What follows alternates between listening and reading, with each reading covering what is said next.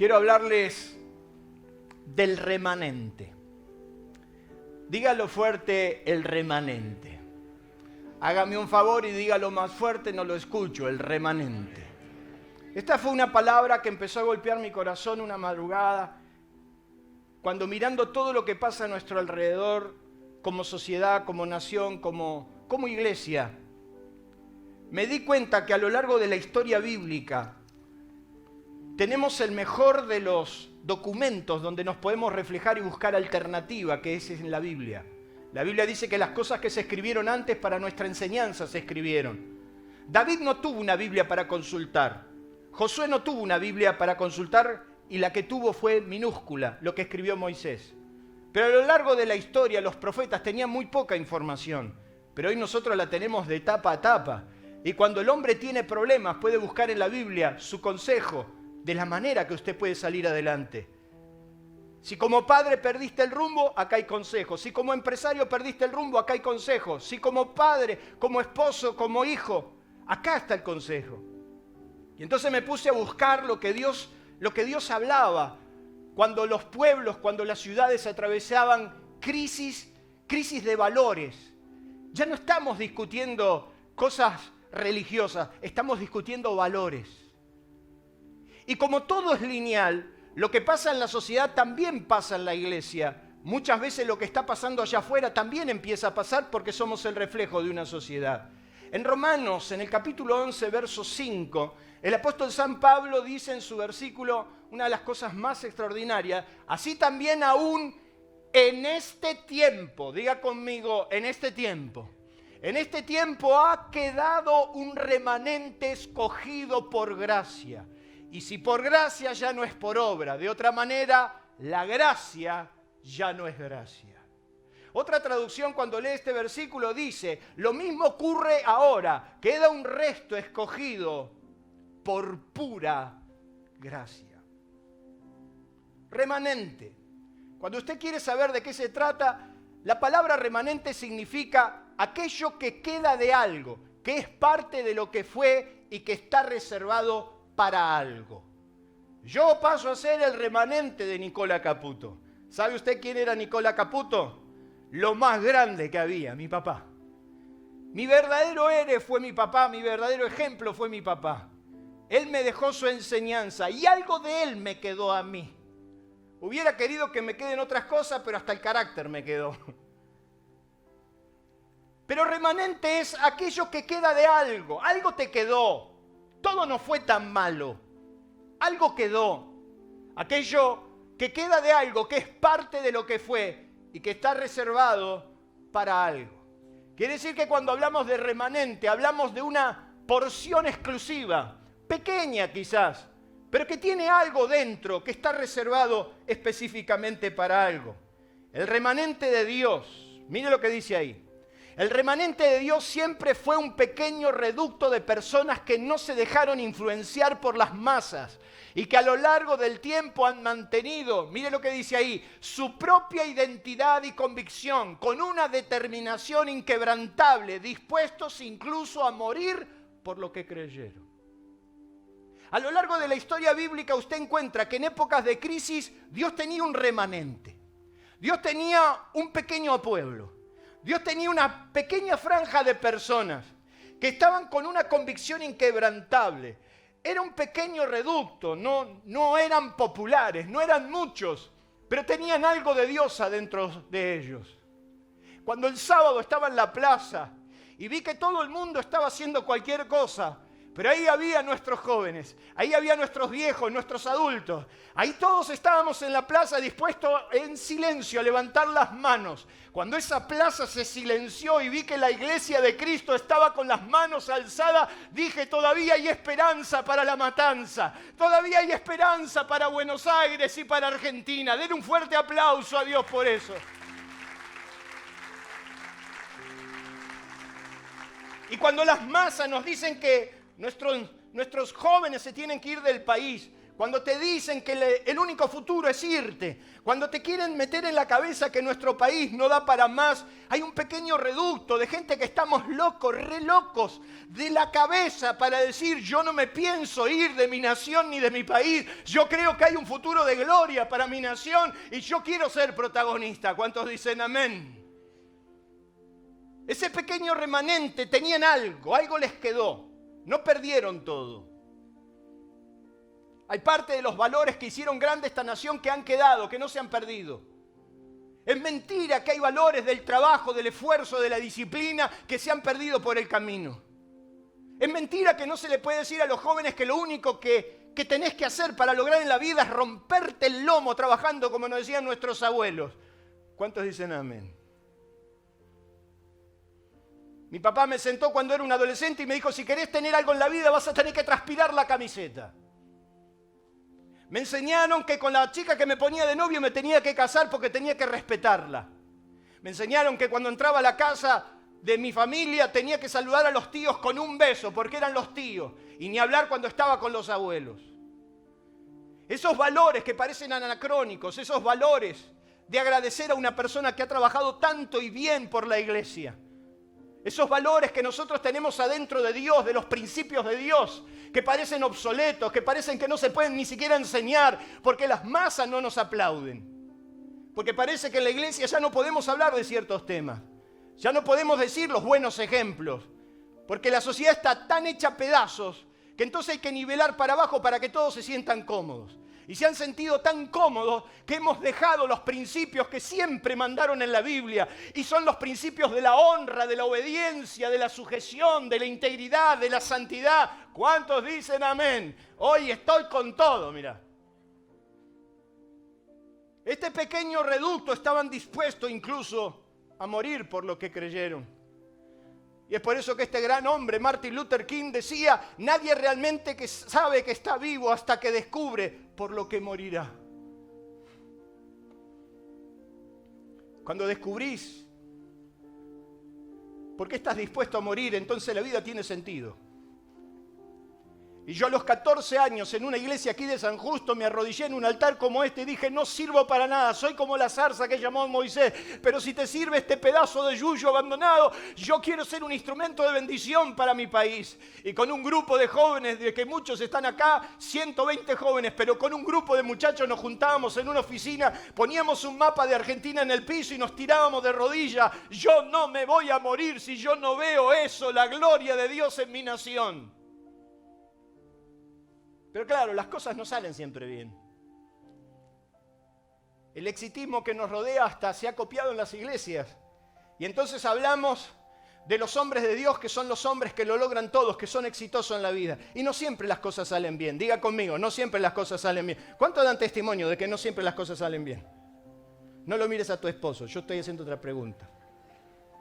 No siempre las cosas salen bien. Y Hebreos 11...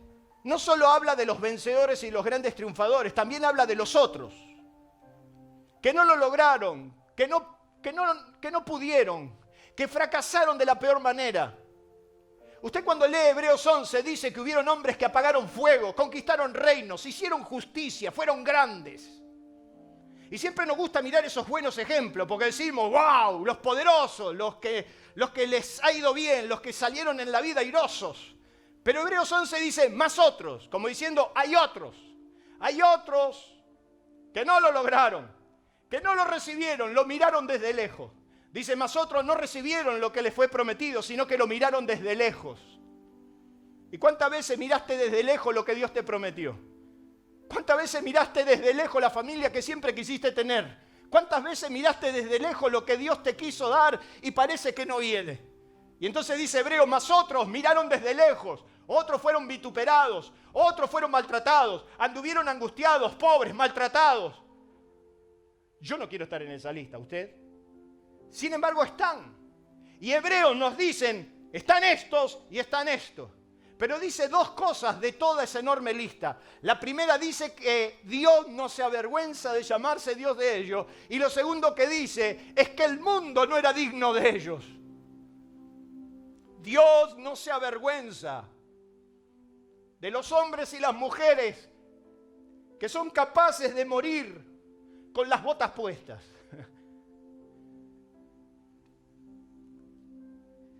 Estamos despidiendo una generación de hombres y mujeres que cuando vinieron a Cristo les enseñaron esto. Estamos despidiendo una generación que cuando vinieron a Dios le dijeron: a Dios se le da todo, incluso la vida, y cero reclamos. Pero hoy tenemos un cristianismo donde tenemos que convencer a la gente de que venga a Dios, porque Dios lo va a bendecir, lo va a ayudar, lo va a prosperar, hasta le va a bajar la panza si está gordo. Usted se ríe, yo he visto gente ignorante orando por las personas para que bajen de peso. Y hemos llegado a tal degradación de que a Dios lo ponemos en cualquier cosa. Y entonces le tenemos que decir a Dios: venga a la iglesia, traiga a su hijo, traiga al nene a la clase bíblica, y por más que sea, es que el nene dice que se aburre. Y entonces nosotros como maestros tenemos que decirle: bueno, vamos a cambiar la maestra, vamos a modificar todo, Delia, porque el nene se está quejando. A nosotros nos mandaban a la clase bíblica, la daba mi tío Emilio, a las 3 de la tarde, los domingos, con 1,5 litros de vino encima. Nos hablaba de los filisteos cuando entraban a la guerra y era un chorrear de sangre, que estábamos de 5 años a 20. El que tenía barba también estaba en la clase bíblica y en la misma clase.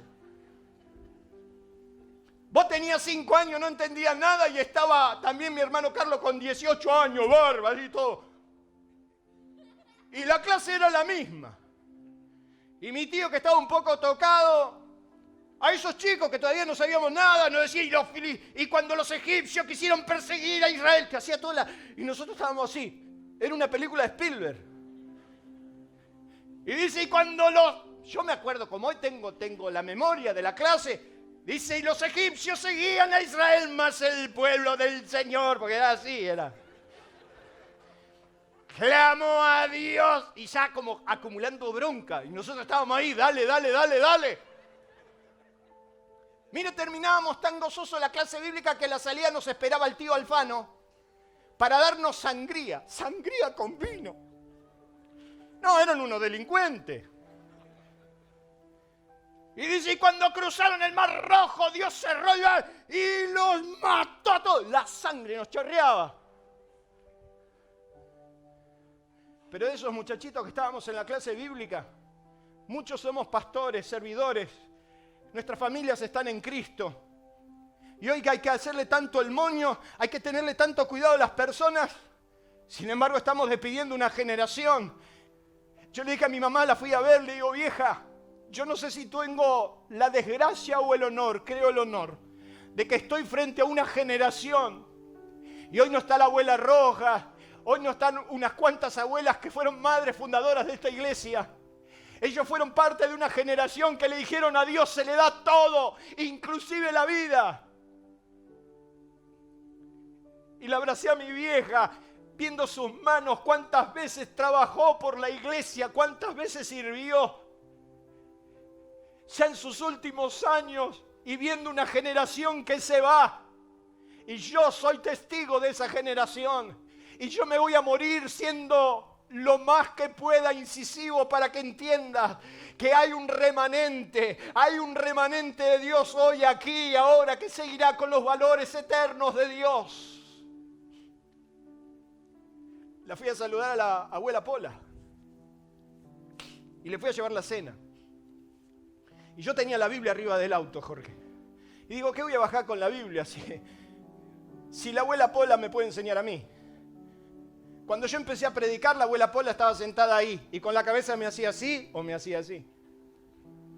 Y entonces dejé la Biblia arriba del auto y dije: ¿qué voy a bajar con la Biblia si a esta mujer tengo que aprender de ella y no de mí? Y entonces Pola, siempre igual, diciéndome: ay, me acuerdo cuando a los 14 años vos predicabas. Y viste que con ese ruso medio mezclado de mamá, me decía: ay, cierro los ojos y parece escucharte, y cómo Dios te ha usado, y cómo Dios te ha llevado, y cómo... Sí, le digo, el camino ha sido duro, el camino ha sido largo, hemos servido con los muchachos, con tus hijos durante 35 años, y hemos andado por todos lados, le digo, un gran esfuerzo hemos hecho para el Señor. Y de golpe escucho que Pola dice: ¡Delia! La tenía al lado a Delia. Delia, trae la foto de mi pastor. Y Delia se levanta y va. Perdona que cuente esto. Y trae la foto Delia. Y Pola me muestra el cuadro. ¿Sabe quién es este Moscalenco? Me dice. Un pastor que yo escuché por muchos lados donde anduve. Este es mi pastor. Y lo veo a tal Moscalenco sentado en una carreta de madera, con una rueda de madera, con su traje y su Biblia orgulloso en el medio de la selva. Y yo cuando miré la foto dije, no, olvídate, yo no hice nada. Esa gente era capaz de llevar la palabra y no tuvieron enormes multitudes que lo aplaudían. Fueron parte de un reducto de personas que estuvieron dispuestos a darlo todo. ¿Vamos bien o quiere que termine? Porque recién empezamos. Se me fue el tiempo.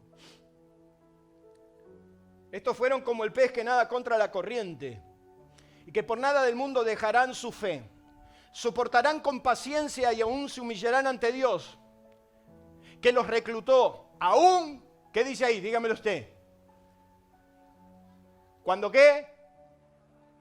Cuando las papas queman.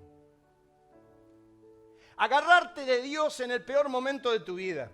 Agarrarte de Dios aún cuando las cosas no son favorables.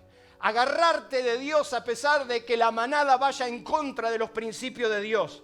Defender los principios de Dios será el remanente que Dios tiene en este tiempo, porque en definitiva será la iglesia la que se levante a decir lo que es verdad y lo que no es.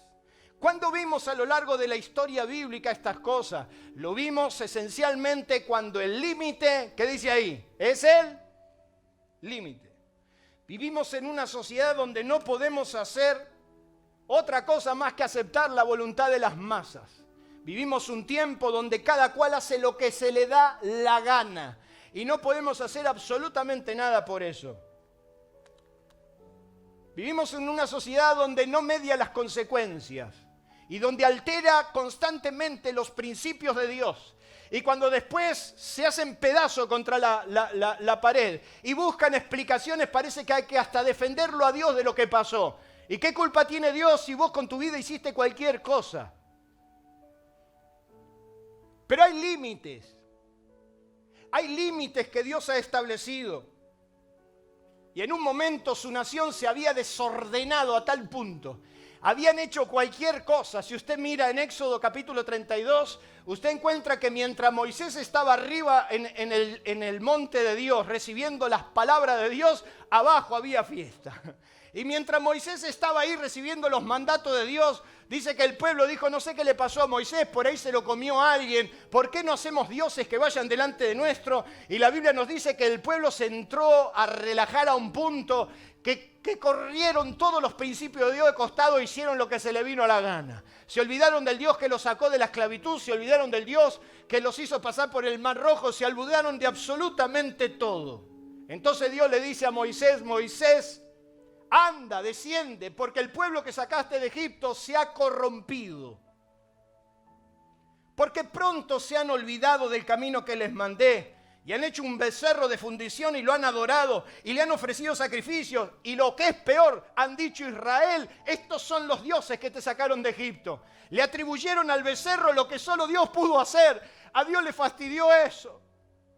Dice que Aarón dijo, traigan los arcillos de oro. Después la explicación fue ridícula. La explicación de Aarón frente a Moisés, cuando Moisés lo apretó, dijo, ¿qué hiciste? Dijo, no sé, yo tiré el oro en el fuego y salió el becerro caminando.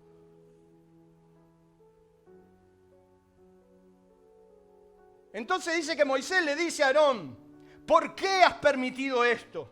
Moisés vio que el pueblo estaba desenfrenado. Otra traducción dice, miró que el pueblo estaba sin freno porque Aarón se lo había quitado. O sea, Aarón sacó el freno a mano. Dice que cuando Moisés vio que el pueblo estaba desenfrenado a tal punto, dice que Moisés se paró en medio del pueblo y dijo, ¿quién está por Dios? ¿Quién está del lado de Dios? Es como que él quiso cruzar un límite y decir, bueno, mira, en semejante confusión yo no me puedo agarrar a piña con todo el mundo. tenemos un desorden a tal nivel que ya no podemos justificar ni siquiera lo natural. Ya hasta tenemos que cuidarnos de cómo hablamos por una ley que en un estado de inconsciencia absoluta celebró acerca de la igualdad de género, de la elección y de todo lo que pasa a su alrededor. Resulta ser que hoy hemos legalizado un crimen llamado aborto y no podemos decir nada. Porque hay que entender a las personas, hay que entender lo que están pasando. ¿Cuándo será el momento de decir, miren muchachos, yo respeto, amo la decisión que usted tome. Usted con su vida puede hacer lo que se le dé la gana. Usted puede hacer de su vida lo que bien le parezca. Lo único que no puede evitar son las consecuencias. Resulta que hoy hay que dar explicaciones.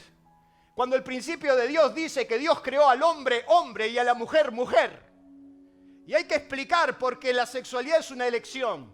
Claro que es una elección y la podrás tomar, pero es contranatural. Y la Biblia dice que no solamente es contranatural, sino que provoca la ira de Dios. Entonces hay principios que no los podemos tocar. Pero dice que Moisés se paró en el pueblo y dijo, ¿quién está del lado de Dios? Solo una tribu de las 12 dijo, yo estoy del lado de Dios. Y fue la tribu de Leví. Solo Leví. Ni siquiera el 10% de los que asistían a la charla, ni siquiera el 10%, solo una de 12 dijeron, nosotros estamos del lado de Dios. Y entonces Moisés dijo, calcen el arma y aquel que no esté fuera de su carpa, pásenlo para el otro lado. Dios honró tanto la decisión de Leví que le fue entregado el sacerdocio, le fue entregada la honra. Le dio Dios una honra tan importante que a pesar de que no eran la tribu más ilustre de Israel, la tribu más ilustre de Israel era Judá. Sin embargo, Leví, que era una tribu insignificante, Dios le dio el cuidado del tabernáculo, Dios le dio los ornamentos sagrados, Dios le dio el respeto y la consideración de todas las generaciones. Por estatuto perpetuo Israel tuvo que sostener a los levitas, le dio un lugar específico en el cuidado del templo de Dios y de los utensilios de Dios. Y Dios a lo largo de toda la Biblia dijo, los levitas son míos, míos son mis ministros. ¿Qué lugar en la historia tiene Leví? Que la Biblia le dedicó un libro y que todo el libro de Números también habla de ellos. Leví pasó a ser una generación, una estirpe, dignificando a Dios en la tierra. Y cuando usted ve la historia bíblica, usted se encuentra con esos hombres que no solamente mantuvieron el límite, sino que fueron capaces de jugarse por Dios. Te pregunto, ¿cuántos hoy están del lado de Dios? ¿Cuántos estarán dispuestos a mantener la línea de Dios? Pero resulta que pensar así nos convierte en ortodoxos, encerrados. Tengo que ver cómo se publican cuando no tendríamos que hacerlo. Las redes no son para ensuciarnos entre nosotros. No estamos las redes para marcar de qué lado estamos. En las redes las tendríamos que usar para predicar a Cristo y decirle a los hombres que se vuelvan a Dios. Sin embargo, aún desde las redes vemos cómo los mensajes se contradicen y cómo empezamos a decir quién tiene y quién no tiene la razón. Y resulta que la iglesia que todos aplauden, que todos aman y que todos dicen está buena, es la iglesia que te dice no importa cómo sos, no importa cómo estás, vení, Dios te ama así tal cual sos. Claro que es así, pero Dios no te deja nunca en ese estado. Si puede, dele un fuerte aplauso a Dios.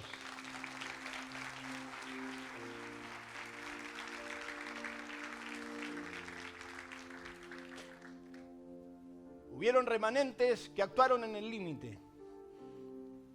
Y fueron los levitas. Cuando usted ve la historia, cómo Dios determinó que hasta la vestimenta de los levitas tenía que ser tan específica, porque fue la tribu consagrada que honró a Dios. ¿Cuándo vemos que actúan estos remanentes? Cuando estamos en franca minoría. No siempre vamos a tener viento de cola, ni siempre van a ser muchos los que nos van a aplaudir. Mientras usted busca en su Biblia, lo quiero hacer trabajar, vaya por favor a 2 de Samuel, capítulo 23. Quiero mostrarle algo.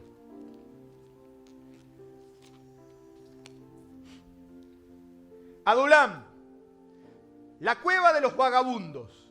de los endeudados, de los criminales, de los prófugos de la justicia. Me olvidaba, depresivos y hostiles.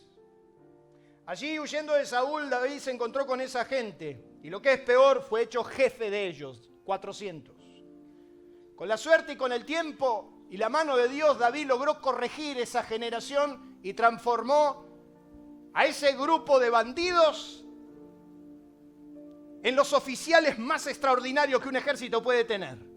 En Adulam, a esos manga de forajidos los transformó en los valientes más extraordinarios. David tenía 30 valientes. 30 valientes que era su custodia personal, pero tenía 3 que eran los más bravos. Tenían un jefe de gabinete. No lo fueron a buscar a La Rioja, no sé dónde lo sacaron. El jefe de gabinete de David era Abisai. Y dice Crónicas que cuando terminó su reino David, estos hombres lo llevaron al éxito. No tengo el tiempo para hablarle de los 30. Si usted mira la historia de los 30, son hombres extraordinarios que hicieron proezas para Dios. Pero quiero dedicarle unos minutos a los 3 primeros, a los 3 más valientes, a los que dice que ni Abisai, a pesar de que era el mejor, llegaba a los umbrales de estos 3. En 2 Samuel 23:8 dice, estos son los nombres de los valientes que tuvo David. Número 1, José Basebet, el Tagmonita, principal de los capitanes. Este era andino, el esnita, que mató a 800 hombres en una ocasión. ¡Wow! Eran bravos estos muchachos, digan conmigo, eran bravos. Mire lo que dice el verso 9. Después de este Eleazar, hijo de Doó, Ogita, uno de los 3 valientes que estaban con David cuando desafiaron a los filisteos que se habían reunido en la batalla y se habían alejado los hombres de Israel. Yo quiero decirle que Primera de Crónicas 11 cuenta esto. Dice que estaban en un campo de cebada y estaban mirando la cebada y estaba este Eleazar y estaba David y todo el ejército y estaban todos mirando el campo de cebada para poder cosecharlo. Y de golpe vinieron los filisteos. Y cuando vinieron los filisteos dice que todos huyeron y solo se quedó David y Eleazar.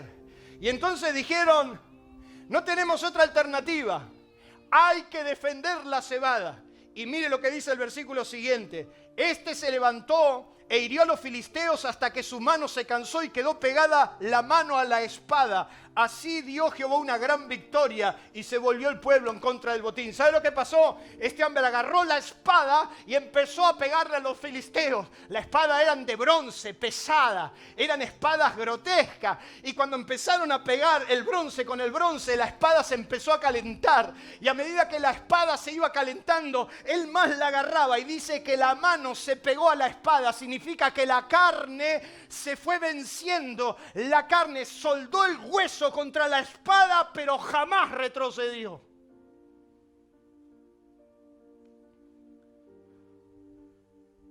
Nunca nos imaginaremos qué tan cerca estuvimos de la victoria si nos hemos ido fuera de tiempo. Quizás estuviste a un minuto, a un segundo de que Dios lo pueda hacer y sencillamente te volviste atrás sin darte cuenta de que Dios tenía una gran victoria. Es tiempo de agarrar la espada y no soltarla. Diga conmigo, es tiempo de agarrar la espada y no soltarla. El remanente de Dios aún se vio en franca minoría. También se vio cuando la presión es demasiada. A mí me gustaría saber qué es presión. Soportar la presión de hoy es terrible. Soportar la presión como la soportaron Sadrach, Mesach y Abednego cuando su rey estaba loco y tan loco que fue capaz de tirarlo en un hoyo de fuego porque sencillamente no se habían postrado sobre su imagen. La Biblia nos dice que Sadrach, Mesach y Abednego estaban en los negocios de Babilonia. 20 años atrás habían sido probados y fueron hallados 10 veces mejores que todos. Y sin embargo ahora estaban en el horno de fuego. Pero ellos dijeron, no hace falta que te respondamos al respecto. Nuestro Dios nos va a guardar aún de tu mano y si no, tampoco. Eso quiere decir que aún cuando estemos bajo presión, la mano de Dios estará con nosotros. Voy a terminar. ¿Qué dice ahí? Todo mal. Nos alcanza con leer un diario para decir que en Argentina está todo mal. todo mal. Todos tienen razón y está todo mal. ¿Alguna vez sentiste que estaba todo mal? El libro de Isaías dice que hubo un momento en el pueblo que no había nada sano, que desde la cabeza hasta las plantas de los pies estaba todo podrido. Usted donde toca sale pus, donde usted mira hay corrupción, donde usted mira, donde usted toca, donde usted observa, donde usted escucha, y podríamos decir que está todo mal. Sin embargo, la Biblia nos enseña que Dios dijo, pero de Sión me he guardado, en el capítulo 1, verso 8, un remanente. Y si no hubiera guardado un remanente, un pequeño grupo que todavía está en línea conmigo, hubiéramos quedado como Sodoma y hubiéramos terminado como Gomorra. Yo creo que este es el tiempo del remanente de Dios. A pesar de que muchas veces nos vamos a sentir muy solos, tan solos, que lo único que queremos es tirarnos debajo de un enebro para desear la muerte. Y así estaba Elías. Elías estaba en ese momento diciéndole a Dios, yo quiero morirme. Por todo lo que veo prefiero morirme. Mátame acá y ahora. Porque solo yo he quedado. Solo yo. Solo yo. Y hay momentos en la vida donde pensamos que solo yo quiero el bien de mi casa. Solo yo quiero el bien de mi... Solo yo. Parece... Nunca te cansaste de nadar contra la corriente. Dígame la verdad. Solo yo quiero hacer bien las cosas. Y Elías dice, Señor, solo yo he quedado. Y el libro de Romanos, hablando de eso, dice, Elías se estaba quejando, pero la divina respuesta fue, no estás solo. Todavía tengo 7,000 guardados que no conoces, pero que todavía no doblaron sus rodillas ante Baal. No estamos solos, no somos los únicos que queremos el bien de nuestra nación. No somos los únicos los que podemos defender los valores de Dios. Somos muchos más. ¿Cuántos dicen amén?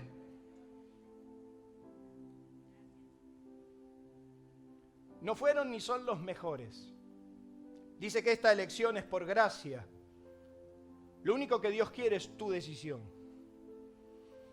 Acá no están calificando a los buenos, a los santos, a los mejores.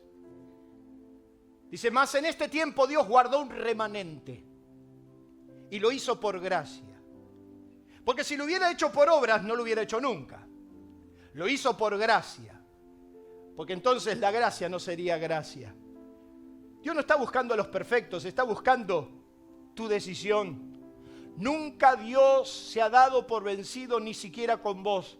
Lo sigue intentando con puro amor, porque Él sabe lo que puso dentro tuyo, solo espera una decisión. Hay un versículo que usted conoce en el libro de Ezequiel. Mire si no está leyendo el diario de hoy. Mire lo que dice ahí. Ezequiel dice que el pueblo de la tierra usaba opresión y cometía, ¿qué cosa? Robo. Hay alguno que está mirando así, ¿verdad? El pueblo de la tierra usaba de opresión y cometía robo. Al afligido y al menesteroso hacía violencia y al extranjero oprimía sin derecho. Y busqué entre ellos hombre que hiciese vallado, que se pusiese en la brecha delante de mí a favor de la tierra para que yo no la destruya. ¿Qué está diciendo Dios? Hay una enorme injusticia, una enorme inmoralidad.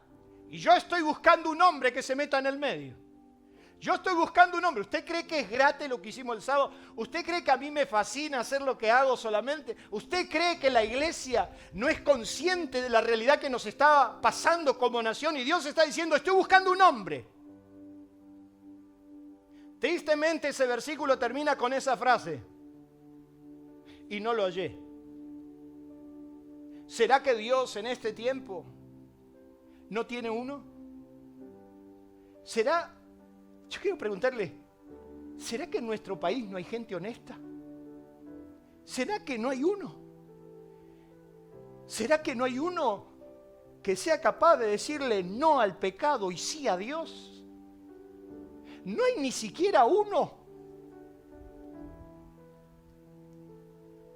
Por eso la pregunta en esta mañana final